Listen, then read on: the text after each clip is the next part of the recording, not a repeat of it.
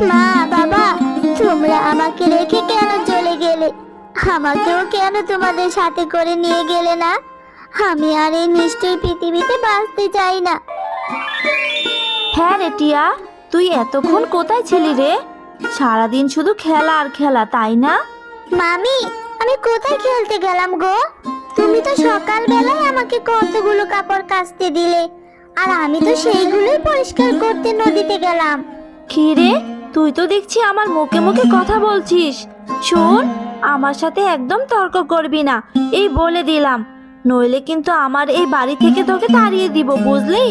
মামি, আমার ভুল হয়ে গেছে, আমি আর তোমার মুখে মুখে কথা বলবো না। কিন্তু মামি, তোমাকে একটা কথা বলবো। আসলে মামি, কাল আমার স্কুলে ফি দিতে হবে। তুমি যদি আমাকে কিছু টাকা দিতে, তবে আমি স্কুলে ফিটা দিতে পারতাম। কি কি বললি তুই? আমি তোকে টাকা দিব? শোন, তোর মামা এতদিন বাড়িতে ছিল বলে তুই লেখাপড়া করতে পেরেছিস, আর এখন তো তোর মামা বাড়িতে নেই, কাজের জন্য বিদেশে গেছে। তাই আমি আর তোর পেছনে টাকা নষ্ট করতে পারবো না। আপদ একটা জুটেছে আমার কপালে। এইসব তুমি কি বলছো মামি? টাকা না দিলে আমি পড়াশোনা করব কি করে? আর এতদিন তো তোমরাই আমাকে লেখাপড়া করার খরচ দিয়ে এসেছো, এখন তাহলে এমন কেন করছো মামি? এই শয়তান মেয়ে, কানের কাছে জ্ঞান জ্ঞান না করে যা তো এখান থেকে। যা গিয়ে কাজ কর, গিয়ে দেখ অনেকগুলো কাজ পড়ে আছে। বেশি কথা বলে সব সময়। এইভাবে টিয়ার মামি টিয়ার সাথে খারাপ ব্যবহার করত, আর কাজের কোনো ভুল হলেই টিয়াকে ওর মামি অনেক মারধরও করত। মামির এই অত্যাচার সহ্য করেই টিয়া দিন কাটতো।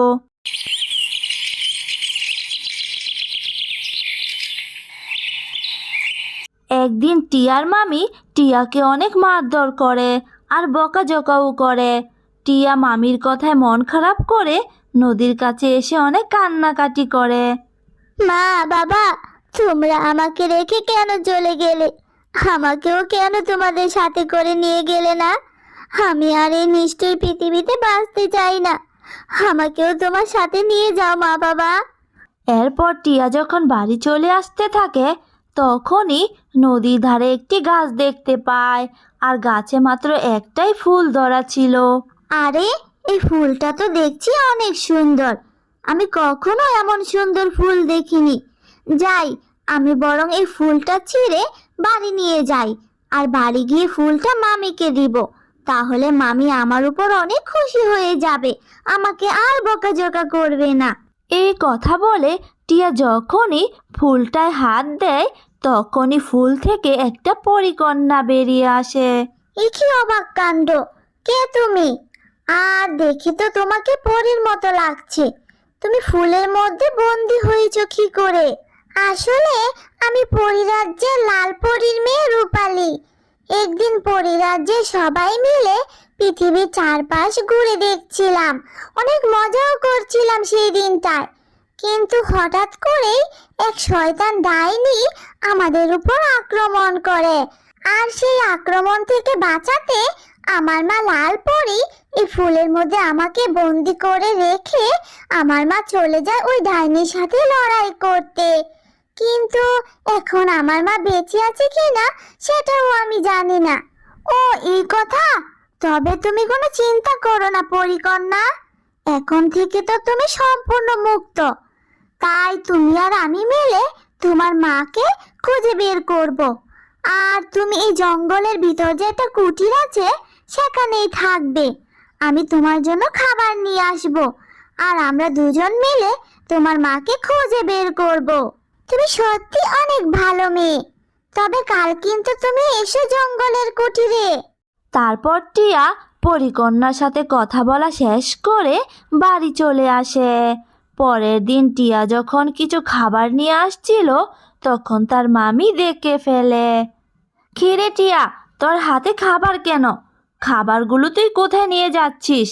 নাকি তোকে আমি খাবার কম খেতে দেই বলে তুই এখন খাবার চুরি করে খাওয়া শুরু করেছিস? চুপ করে আছিস কেন, কথা বল। না না, মামিকে পরিকন্যার কথা কিছুতেই বলা যাবে না। না না মামি, খাবার চুরি করতে যাব কেন? আসলে মামি, কাল রাস্তার পাশে এক অনাথ বাচ্চাকে খাবারের জন্য কাঁদতে দেখেছিলাম, তাই ওর জন্য একটু খাবার নিয়ে যাচ্ছি। ইস, দরদ দেখছি উতলে পড়েছে। দরদ দেখে বাঁচি না আর। তোকেই তো আমি দয়া করে খেতে দেই, আর তুই কিনা অন্যের উপর দরদ দেখাচ্ছিস। তবে যাই হোক, খাবার যখন নিয়েই ফেলেছিস, তবে আজ আর কিছুই বললাম না, কিন্তু কান খুলে শোন। আর কোনো দিন যদি দেখেছি তুই খাবার চুরি করে নিয়ে বাহিরে যাচ্ছিস, তাহলে কিন্তু তোর হাত পা ভেঙে ফেলে দিব একেবারে। আমি তোমাকে একটি জাদুর চারা গাছ দিচ্ছি, তুমি এটা বাড়ির আঙিনায় লাগিয়ে দিবে। এটা কোনো সাধারণ গাছ নয়, এটা হলো জাদুর চকলেট গাছ, আর এই গাছের চকলেট কখনো শেষ হবে না। সুন্দরপুর গ্রামে মীরা নামে ছোট্ট মেয়ে তার মায়ের সাথে বাস করত। বছর খানেক আগে তার বাবা মারা যায়। তারপর থেকে মীরার মা অন্যের বাড়িতে কাজ করে মীরার লেখাপড়া ও সংসারের খরচ চালাতো। অন্যদিকে তোরা ছিল গ্রামের সবচেয়ে ধনী ভাগ ও ভাগিনীর একমাত্র মেয়ে। মীরা না চাইতেই তার বাবা মা তাকে সব কিছু কিনে দিত।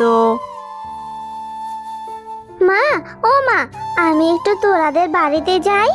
একা একা বাড়িতে বসে থাকতে একদমই ভালো লাগে না মা। আর আমার তো কোনো খেলনাও নেই যে ঘরে বসে খেলবো। তোরাদের বাড়িতে তো অনেক খেলনা আছে, সেখানে গিয়ে আমি অনেক মজা করে খেলতে পারবো। যাই না মা, আমি একটু খেলে তাড়াতাড়ি চলে আসবো। আচ্ছা ঠিক আছে, যাবি যা, তবে সেখানে গিয়ে কোনো দুষ্টুমি করবি না। ওরা হচ্ছে ধনী রে মা, আর আমরা হচ্ছি গরিব। ওদের সাথে কি আমাদের তুলনা? তাড়াতাড়ি বাড়ি চলে আসবি, কেমন? ঠিক আছে মা, তুমি আমার লক্ষ্মী মা। আমি যাবো আর তাড়াতাড়ি চলে আসবো। এই কথা বলে মীরা তার বন্ধুর সাথে খেলতে বেরিয়ে যায়। মীরা আর তোরা ছিল বেশ ভালো বন্ধু। মীরা তোরাকে খুঁজতে খুঁজতে তার বাড়ি অবধি চলে আসে। মীরা দেখে তোরা দাঁড়িয়ে দাঁড়িয়ে চকলেট খাচ্ছে। তোরা, তুই কি চকলেট খাচ্ছিস? এই চকলেটগুলো তুই কোথায় থেকে কিনেছিস? এই চকলেটগুলো খেতে কি অনেক মজা। আমি আমার মাকে বলবো চকলেট কিনে দিতে। তুই কোথা থেকে এই চকলেটগুলো কিনেছিস তোরা? মীরা, এই চকলেটগুলো খেতে সত্যি অনেক মজা রে, কিন্তু এই চকলেটগুলো না এখানে পাওয়া যায় না। এই চকলেটগুলো আমার বাবা শহর থেকে এনেছে। আমার মা বলেছে এই চকলেটগুলো নাকি অনেক দামি, তাই গ্রামে পাওয়া যায় না। তুই তাহলে আমার সাথে ঘরে আয়, আমি তোকে চকলেট খেতে দিব।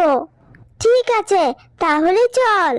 এই কথা বলে তোরা মীরাকে তার ঘরে নিয়ে চকলেট খেতে দেয়। আর তখনই সেখানে তোরার মা ভাগিনী চলে আসে। তোরা শোনা, তোমার সাহস তো কম নয়। তুমি এই ছোট লোক কাজের মেয়েকে আমাদের ঘরে ঢুকতে দিয়েছো, আবার চকলেটও খেতে দিয়েছো। এই যে ছোট লোক ফকিন্নির মেয়ে, তোর সাহস দেখে তো আমি অবাক হয়ে গেছি। আমার ঘরে বসে চকলেট খাচ্ছিস? হায় হায়, আমার সোফাটাও নষ্ট করে দিয়েছিস।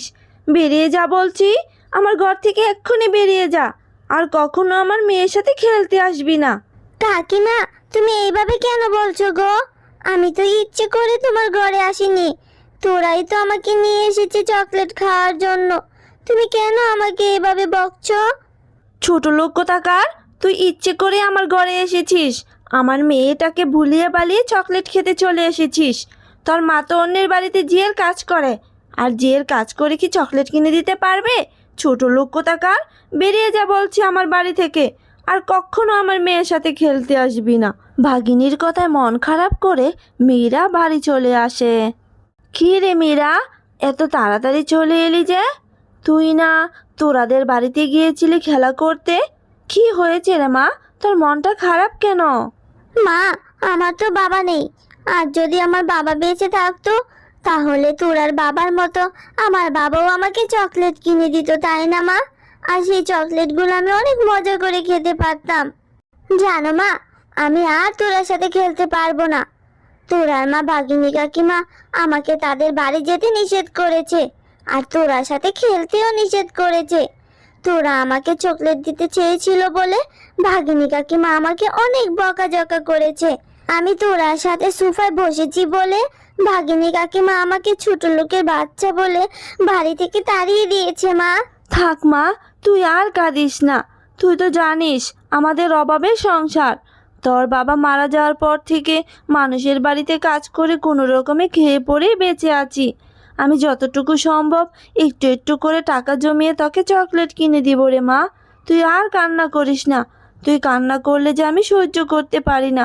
তুই ছাড়া যে আমার এই পৃথিবীতে আর কেউ নেই রে মা। আমার যে ভীষণ কষ্ট হয় তোকে কিছু কিনে দিতে পারি না বলে। মা, তুমি কষ্ট পেও না। তোমার কষ্ট যে আমিও সইতে পারি না। আমি আর চকলেট খাওয়ার জন্য মন খারাপ করে থাকবো না। তুমি আর মন খারাপ করে থেকো না মা। আমি আর চকলেট কিনে দেওয়ার কথা বলবো না। এই তো আমার লক্ষ্মী মেয়ে, তুই আর কাঁদিস না রে মা। আমি টাকা জমিয়ে তোকে চকলেট কিনে দিব, তখন তুই অনেক মজা করে চকলেট খাবি। মা মীরা, আমি কাজে যাচ্ছি, তুই বাড়িতেই থাকিস কেমন? আমি কাজ শেষ করে তাড়াতাড়ি চলে আসব। ঠিক আছে মা, তুমি সাবধানে যাও, তাড়াতাড়ি চলে আসবে কিন্তু। মীরা যখন বাড়িতে একা একা বসেছিল তখনই এক বুড়ি শিয়ালিনী আসে। বাড়িতে কেউ আছো? আমাকে কিছু খেতে দাও, আমি যে বড্ড ক্ষুধার্ত, অনেক দিন ধরে কিছুই খাইনি। বুড়িমা, তোমার অনেক ক্ষুধা লেগেছে, কিন্তু আমার মা তো বাড়িতে নেই। আচ্ছা ঠিক আছে, দাঁড়াও, তুমি এখানে বসো, আমি দেখছি ঘরে কোনো খাবার আছে কিনা। তারপর মীরা বুড়ি শিয়ালিনীকে খাবার খেতে দেয়, আর খাবার খেয়ে বুড়ি শিয়ালিনী অনেক খুশি হয়ে যায়। তারপর বুড়ি শিয়ালিনী এক পরীর রূপ ধারণ করে, আর সেটা মীরা দেখে অবাক হয়ে যায়। মীরা, তুমি অনেক ভালো একটা মেয়ে। তুমি আমাকে খাবার খেতে দিয়ে আমার প্রাণটা বাঁচালে। এখন তুমি বলো, তুমি কি চাও? আমি তোমাকে সেটাই দিব। তুমি সত্যি বলছো পরি? তুমি আমাকে অনেকগুলো দামি দামি চকলেট দাও, যেগুলো আমার বন্ধু তোরা খায়, তাহলে আমি অনেক খুশি হব। ঠিক আছে মীরা, আমি তোমাকে একটি জাদুর চারা গাছ দিচ্ছি। তুমি এটা বাড়ির আঙিনায় লাগিয়ে দিবে। এটা কোনো সাধারণ গাছ নয়, এটা হলো জাদুর চকলেট গাছ। আর এই গাছের চকলেট কখনো শেষ হবে না। এই চকলেটগুলো খেতে পারবে, আবার বিক্রিও করতে পারবে। তোমাকে অনেক ধন্যবাদ পরি। এই কথা বলে পরী সেখান থেকে চলে যায়। তারপর মেয়েরা পরীর দেওয়া সেই চারাটি বাড়ির আঙিনায় রোপণ করতে থাকে, আর তখনই তার মা ফিরে আসে। কি রে মীরা, আঙিনায় তুই কি রোপণ করছিস? এটা কিসের চারা? কোথায় থেকে আনলি এটা তুই? আরে মা, দাঁড়াও দাঁড়াও, তোমাকে সব খুলে বলছি। তারপর মীরা তার মাকে সব কথা খুলে বলে, আর সব কথা শুনে মীরার মা বলতে থাকে, তোর মাথাটা কি ঠিক আছে রে মীরা? গাছে আবার চকলেট ধরে নাকি? কি আবল তাবল বলছিস? তোর শরীর টরিল আবার খারাপ হয়েছে নাকি?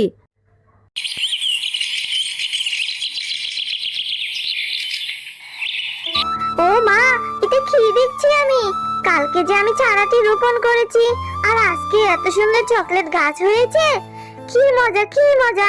এখন আমি গাছ থেকে চকলেট পেড়ে খেতে পারবো, যত ইচ্ছা তত। এখন আমি আমার সব বন্ধুদেরকেও চকলেট দিতে পারবো। আরে আরে, এটা তো পুরো অবাক করা বিষয়। গাছে কি আবার কখনো চকলেট ধরে নাকি? যাই হোক, ভালোই হয়েছে। আমি এখন থেকে চকলেট পেড়ে বাজারে বিক্রি করতে পারবো। আমাকে আর মানুষের বাড়িতে কাজ করতে হবে না রে মা। হ্যাঁ মা, এখন থেকে তুমি এই গাছ থেকে চকলেট পেড়ে বাজারে বিক্রি করতে পারবে। তোমাকে আর অন্যের বাড়িতে কাজ করতে হবে না। তারপর মেয়েরা তোরার জন্য কিছু চকলেট নিয়ে যায়। তোরা, এই নে, এই চকলেটগুলো তোর জন্য আমি এনেছি। মীরা, এখানে তো অনেক চকলেট, আর সবগুলো চকলেটই অনেক দামি দামি। কোথায় পেলি তুই এই চকলেটগুলো? তারপর মীরা তার বন্ধু তোরাকে সব কথা খুলে বলে। এরপর থেকে শেফা শিয়ালিনী প্রতিদিন বাজারে চকলেটগুলো বিক্রি করতে থাকে। তাদের চকলেটগুলো এতটাই সুস্বাদু ছিল যে প্রতিদিন ক্রেতাদের ভিড় জমতে থাকে। আর এইভাবে মীরা ও মীরার মা রাতারাতি চকলেট বিক্রি করে বড়লোক হয়ে যায়। তাদের সব দুঃখ কষ্টগুলো শেষ হয়ে যায়। তোমাদেরকে উপহার দিতে চাই। গল্পটি এই নাও ভালো লেগে জাদুর থাকলে ড্রাগন বাড়ি। চ্যানেলটি এই সাবস্ক্রাইব বাড়িতে করে তোমাদের দিও। আর পাশে থাকা বেল আইকনে প্রেস করে আমার পাশেই থেকো। ধন্যবাদ মাটিয়া, সবাইকে। আমি একটু বাজারে যাচ্ছি, তুই বাড়িতেই থাকিস কেমন? আমি যাব আর আসবো। মা, আমি যাব তোমার সাথে। আমার যে ঘরের মধ্যে একা একা থাকতে একদমই ভালো লাগে না। আমি যাব মা, আমাকে তোমার সাথে নিয়ে যাও না। মারে দেখ, বাহিরে কেমন রোদ পড়েছে। এই রোদের মধ্যে বাহিরে গিয়ে তুই কী করবি বল? তার চেয়ে ভালো তুই ঘরের মধ্যেই থাক। তাছাড়া আমার হাতেও তেমন কোনো টাকা পয়সা নেই যে তুই দোকানে গিয়ে কিছু চেয়ে বসলে কিনে দিব। আমাকে কিছু কিনে দিতে হবে না মা, আমি শুধু তোমার সাথে যাব। ঘরে বসে থাকতে আমার আর ভালো লাগছে না। তোমার সাথে গেলে আমার একটু ঘোরাও হয়ে যাবে। তুমি তো আমাকে কোথাও ঘুরতেও নিয়ে যাও না। তোমার সাথে নিয়ে যাও না মা। ও মা, নিয়ে যাও না। আচ্ছা ঠিক আছে চল, কিন্তু বাজারে গিয়ে এটা সেটা দেখে আবার কিনে দেওয়ার জন্য বায়না ধরবি না কিন্তু। তারপর শেফালি শিয়ালিনী টিয়াকে নিয়ে বাজারে চলে যায়। শেফালি যখন বাজার করতে ব্যস্ত ছিল, টিয়া তখন পাশের দোকানের ড্রাগনগুলো দেখছিল আর মাকে বলে, মা, এই যে দেখো, পাশের দোকানে ড্রাগনগুলো কত সুন্দর। ড্রাগনগুলো খেতে নিশ্চয়ই অনেক মজা হবে। কি লাল লাল, তাই না মা? তুমি আমাকে ড্রাগন কিনে দাও না মা। টিয়া, এই জন্যই তোকে আমি আমার সাথে করে আনতে চাইনি। আমি জানতাম তুই বাজারে আসলেই কিছু না কিছু দেখে খাওয়ার জন্য বায়না ধরবি। আমার কাছে যে টাকা ছিল সেই টাকা দিয়ে তো আমি বাজার করেই ফেলেছি রে মা। এখন আমি তোকে কী করে ড্রাগন কিনে দিব বল? আর এই ড্রাগনগুলো তো দেখছি ভাগিনী বাবির। ভাগিনী বাবি তো টাকা ছাড়া আমাকে একটা ড্রাগনও দিবে না। এমনিতে আমার বাসা ভাড়াটা বাকি আছে। আয় বলে দেখি বাকিতে দেয় কি না। যদি দেয় তাহলে কিনে দিব, না হলে কিন্তু অন্য দিন। ভাগিনী ভাবি, আপনার ড্রাগনগুলো দেখতে তো খুব সুন্দর, খেতে নিশ্চয়ই অনেক মজা হবে। আমাকে অল্প কয়েকটা ড্রাগন দিতে পারবেন? আমার মেয়ে যে আপনার দোকানে ড্রাগন খাওয়ার জন্য বায়না ধরেছে। আমার হাতেও কোনো টাকা নেই। যেই টাকা ছিল সেই টাকা দিয়ে আমি কিছু বাজার করে ফেলেছি। তাই বাকিতে যদি আমাকে কিছু ড্রাগন দিতেন, পরে না হয় আমি টাকাটা দিয়ে দিব। এ কি বললি তুই শেফালি? বাকিতে ড্রাগন দিব? আমি বাকিতে কোনো ড্রাগন বিক্রি করি না। টাকা দে, তারপরে ড্রাগন দিব। আর তুই তো গত 2 মাস ধরে আমার বাড়িতে ফ্রিতে থাকছিস, বাড়ি ভাড়াটাও ঠিক মতো দিচ্ছিস না, আবার এখন এসে বাকিতে ড্রাগন চাচ্ছিস? লজ্জা করে না? যা, আগে আমার বাড়ি ভাড়াটা নিয়ে আয়। ভাগিনী ভাবি, আপনি তো সবই জানেন। টিয়ার বাবা মারা যাওয়ার পর থেকে কত কষ্ট করে মা মেয়ে বেঁচে আছি। আমাকে একটু সময় দিন না ভাগিনী ভাবি। আমি 2 মাসের বাড়ি ভাড়াটা একেবারেই আপনাকে দিয়ে দিব। তোকে সময় দিব? একদমই না। তোকে সময় দিতে দিতে আজ 2 মাস হয়ে গেল, বাড়ি ভাড়াটা দিচ্ছিস না, এখন আবার বাকিতে এসে ড্রাগন চাচ্ছিস? লজ্জা করে না তোদের? আজই তুই আমার বাড়ি ছেড়ে চলে যাবি। আমি ভালো ভাড়াটিয়ে দেখে আমার বাড়িটা আবার ভাড়া দিয়ে দিব। তারপর শেফালি শিয়ালিনী ও টিয়া বাঘিনীর কথায় মন খারাপ করে বাড়ি ছেড়ে চলে যায়। এরপর মা ও মেয়ে বনের মধ্যে আশ্রয়ের জন্য ঘুরতে থাকে, আর হাঁটতে হাঁটতে তারা গভীর বনের মধ্যে চলে যায়। মা, ও মা, আমি যে আর হাঁটতে পারছি না।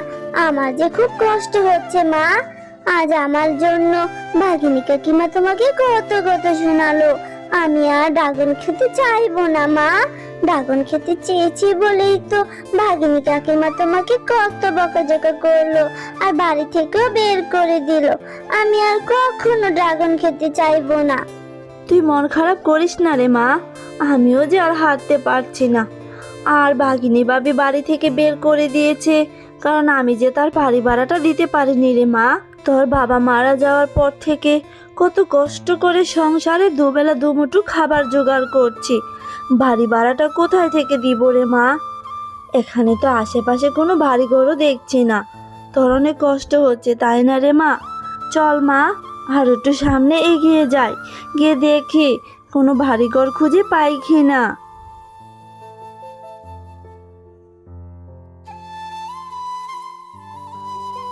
ও মা, আমার জন্য কষ্ট হচ্ছে, আমি আর পারছি না, আমার অনেক ক্ষুধাও পেয়েছে। আর একটু ধৈর্য ধর রে মা, আশেপাশে কোথাও কোনো ভারী গরু দেখছি না। দেখবি আল্লাহ ঠিক একটা ব্যবস্থা করবে। আল্লাহর উপর ভরসা রাখ রে মা। মা দেখো না, গাছে একটা ড্রাগনের মতো ফল ধরে আছে। চলো না মা, গিয়ে দেখি এটা কি ফল। খেতে নিশ্চয়ই অনেক সুস্বাদু হবে। আমাকে ফলটা পেড়ে দাও না মা। এ কি কাণ্ড, লেবু গাছে ড্রাগন ফল ধরেছে! সবই আল্লাহ তাআলার ইচ্ছা। দেখ মা, লেবু গাছে ড্রাগন ফল ধরে আছে। দাঁড়া, আমি এক্ষুনি তোকে ড্রাগন ফলটি পেড়ে দিচ্ছি। ও মা, লেবু গাছে ড্রাগন ফল! ড্রাগন ফলটি দেখতে কি সুন্দর, খেতেও নিশ্চয়ই অনেক মজা হবে। মা, তুমি আর দেরি করো না, তাড়াতাড়ি গাছ থেকে ড্রাগন ফলটি পেড়ে দাও না মা। এরপর শেফা ড্রাগন ফলটি ছুঁতেই ড্রাগন ফল থেকে একটি পরী বেরিয়ে আসে। ও মা, ড্রাগন ফল থেকে কি সুন্দর পরি বেরিয়ে আসলো। এ কি পরী, তুমি এই ড্রাগন ফলের মধ্যে বন্দি হয়েছিলে কেন? আমি তোমাদের সবকিছু খুলে বলছি। একদিন আমি তোমাদের এই বনে ঘুরতে এসেছিলাম। পশুদের এই গ্রামটি কত সুন্দর। আজ আমি সারাদিন এই গ্রামটি ঘুরে ঘুরে দেখব। আজ আমার অনেক খুশি লাগছে এত সুন্দর বনে আসতে পেরে।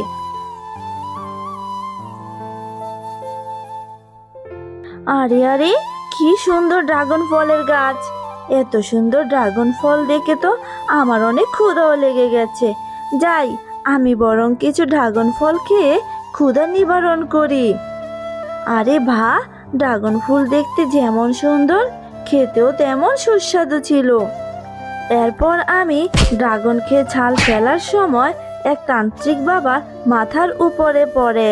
কার এত বড় সাহস আমার মাথায় ঢিল দিয়ে আমার ধ্যানটা নষ্ট করে দিয়েছে? ও তুই, এই পরি, তোর এত বড় সাহস আমার ধ্যান নষ্ট করার জন্য ঢিল মেরেছিস? না না তান্ত্রিক বাবা, আমি ইচ্ছে করে ঢিল মারিনি গো। আমি তো পরিরাজ্য থেকে এই বনে ঘুরতে এসেছি, আর ড্রাগন ফল খেয়ে ফেলার সময় আপনার মাথার উপর পড়ে গেছে। আমি তো আপনাকে খেয়াল করিনি তান্ত্রিক বাবা, আমাকে ছেড়ে দিন, আমি ইচ্ছে করে কোনো কাজ করিনি। এরপর তান্ত্রিক বাবা আমার কথা বিশ্বাস করেনি, আর আমাকে সেই লেবু গাছে ড্রাগন ফল বানিয়ে চলে যায়। আর যাওয়ার সময় বলে যায়, কেউ যদি এই ড্রাগন ফলটি ছোঁয় তাহলে আমি এই ড্রাগন ফল থেকে বন্দিদশা থেকে মুক্ত হব। আজ তোমার কারণে আমি মুক্ত হলাম। তোমাকে অনেক ধন্যবাদ শেফা। ও এই ব্যাপার, পরি, এখন তুমি তোমার পরিরাজ্যে চলে যাও, না হলে এই দুষ্টতান্ত্রিক তোমাকে আবারও বন্দি করতে পারে।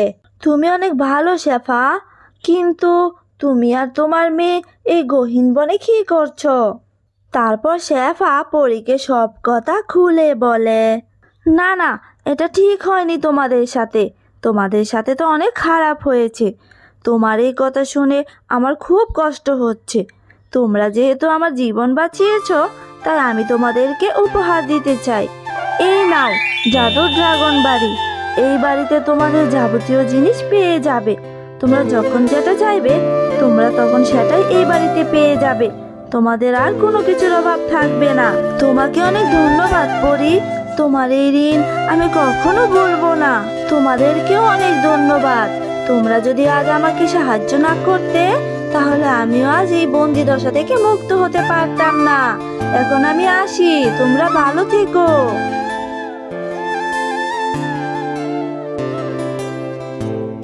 মা দেখো, আমাদের কি সুন্দর একটা বাড়ি হয়েছে, তাও আবার ড্রাগন বাড়ি। এই বাড়িতে আমরা নাকি সবকিছু পেয়ে যাব, যা ইচ্ছা তাই খেতে পারবো।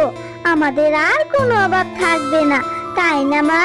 হ্যাঁ রে মা, সৃষ্টিকর্তা মনে হয় এতদিনে আমাদের উপর মুখ খুলে চেয়েছে। গল্পটি যাক, ভালো লেগে ভালোই থাকলে হয়েছে। চ্যানেলটি বাঘিনী সাবস্ক্রাইব ভাবি যদি করে দিও। আমাদেরকে তাড়িয়ে না পাশে দিত থাকা বেল আইকনে তাহলে প্রেস আমরা এত করে সুন্দর আমার পাশেই ড্রাগন থেকো। বাড়িতেও পেতাম না রে মা। ধন্যবাদ সবাইকে। গল্পটি ভালো লেগে থাকলে চ্যানেলটি সাবস্ক্রাইব করে দিও, আর পাশে থাকা বেল আইকনে প্রেস করে আমার পাশেই থেকো। ধন্যবাদ সবাইকে।